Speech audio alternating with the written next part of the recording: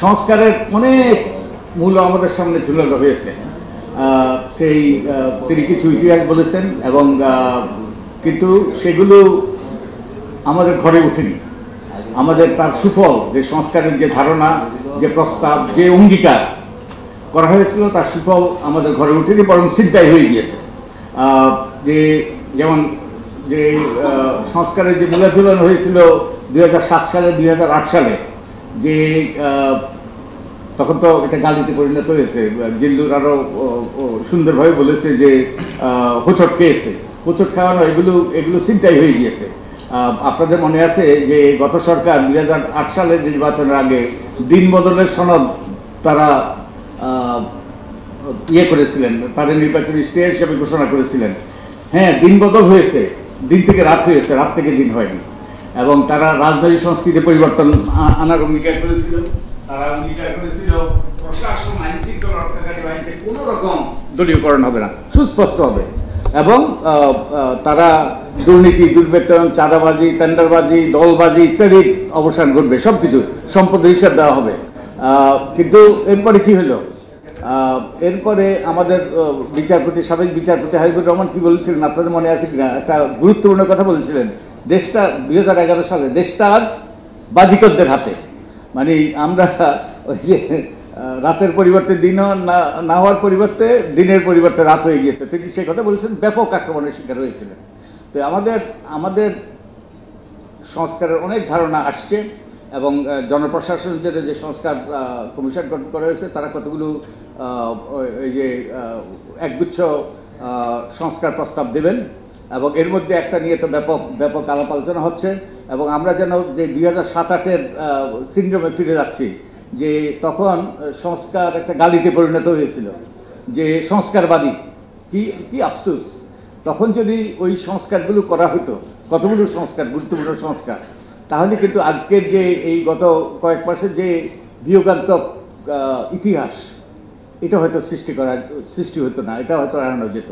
তাই আমাদের সংস্কার করা দরকার এবং যে জিনিসটা আমাদের সুস্পষ্টভাবে মনে রাখা দরকার, এই যে গণ আন্দোলন হলো, এই যে আমাদের প্রায় 2000 ছেলে মেয়ে এবং সকল স্তরের নাগরিকরা প্রাণ দিল এবং অন্তত 30,000 ব্যক্তি আহত হলো, তা কি দাবিতে করেছিল?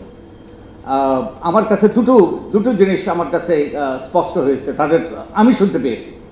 আমরা বিভিন্ন ব্যক্তিরা বিভিন্ন কিছু শুনেছি, আমার কাছে দুটো জিনিস স্পষ্ট হয়েছে এই গণ আন্দোলনের সময়। একটা হলো যে যারা অন্যায় করেছে, যারা মানবতা বিরোধী অপরাধ করেছে, যারা বিভিন্ন রকম অর্থনৈতিক অপরাধ করেছে, তাদের বিচারের আওতায় আনতে হবে এবং তাদেরকে ন্যায় বিচার করে কঠোর শাস্তি দিতে হবে। এটা সুস্পষ্ট ছিল। আমার মনে হয় এই জন্যই মানুষ রাস্তা নেমে এসেছিল। আরেকটা গুরুত্বপূর্ণ দাবি ছিল নেভার এভার এগেইন, আবার যেন ইতিহাসে পুনরাবৃত্তি না হয় এবং আবার যেন স্বৈরতন্ত্র এসে আমাদের উপর জেগে বসতে না পারে। এবং এখনো এই ধ্বনি আমরা শুনতে পাই। আমরা যখনই গ্রামেগঞ্জে মাঠে যাই, তখনই বিশেষত তরুণদের কাছ থেকে আমরা শুনতে পাই। তো এখন আমাদের তো এই জন্য যাতে আবারও পুনরাবৃত্তি না ঘটে, আবারও স্বৈরতন্ত্র ফিরে না আসে, তার জন্যই সংস্কার, কতগুলো সুদূর প্রসারী গুরুত্বপূর্ণ সংস্কার দরকার। তাহলেই কিন্তু আবার আমরা এটা এড়াতে পারবো, এটা ঠেকাতে পারবো। আর আমাদের আজ অতীতের চিন্তায় হয়ে গিয়েছে, এই চিন্তাটা বন্ধ হয় বলে আমি মনে করি এবং এটা বন্ধ করা দরকার আমাদের স্বার্থে। এবং এই রকম সুযোগ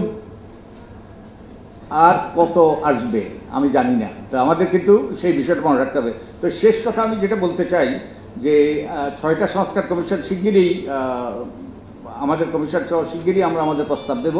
তো এরপরে বলটা কিন্তু অন্যদের কোর্টে, বল এখন তখন যাবে অন্যদের কোর্টে।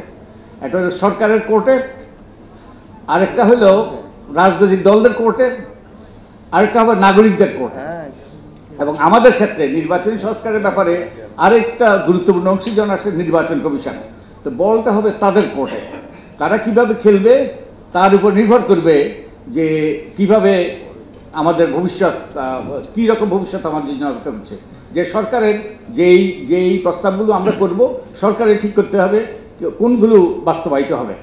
এবং একই সাথে আমাদের সংস্কার কমিশনের পক্ষ থেকে বলতে পারি যে সরকার অবশ্যই আইন কানুন বিধিবিধান পরিবর্তন করতে হবে এবং এগুলো বাস্তবায়নের মূল দায়িত্ব হবে কিন্তু নির্বাচন কমিশনের।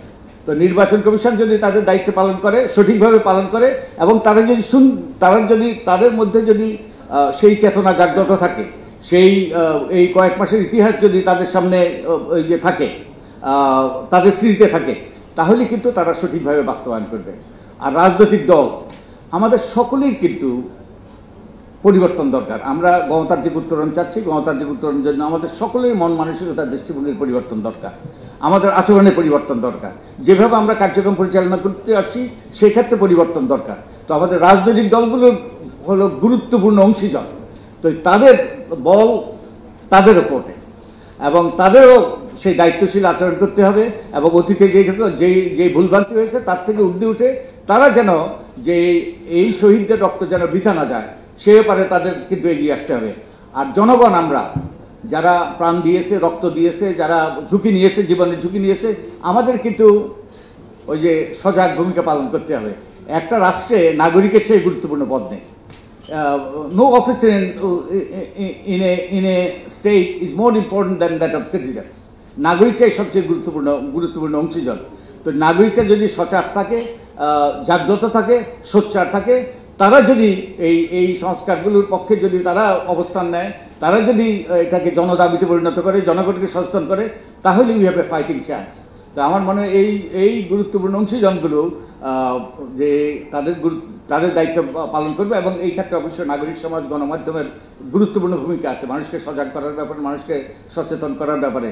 তো আমি আমার কথা শেষ করার আগে সবাইকে আহ্বান জানাবো, আমরা আমাদের অবস্থান থেকে যেন আমরা আমাদের দায়িত্ব কর্তব্য পালন করি, তাহলেই কিন্তু এই শহীদদের রক্ত বৃথা যাবে না, এবং আমরা এই রক্ত বৃথা যেতে দিতে পারি না। আমরা দায়বদ্ধ, সেই দায় আমাদেরকে শোধ করতে হবে।